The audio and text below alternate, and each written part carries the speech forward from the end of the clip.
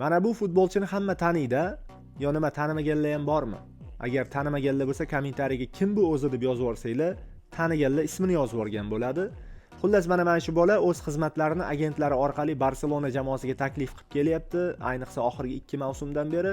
Lekin Barselona o'sha moliyaviy fair playlar va bu futbolchini yuqori oylik maoshi borligi sababli o'z safiga qo'shib ola olmayapti. Ya'ni bu bola oyligini bilmayman 4 dan 1 ga rozi bo'lish kerak bo'ladi agar Barsaga borsa. Bunisini.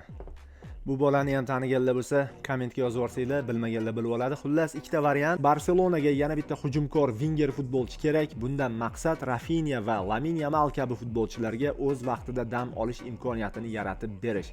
Klub mana shuni xohlaydi. Sizlarga savol, qaysi birini qo'shib olgan bo'lardinglar? Marcus Rashford yoki mana bu bola? Qaysi biri? Kommentga yozinglar. Aytgancha Lamine Yamal mana bu bolani kelishini xohlar ekan. Boyan Kirkich, klubdagi ambasador. Barselonada hozir yoshlar bo'yicha mutaxassis, klub elchisi Boyan Kirkich, "Men Rashfordni tanlagan bo'lardim" deb kecha intervyu bergan.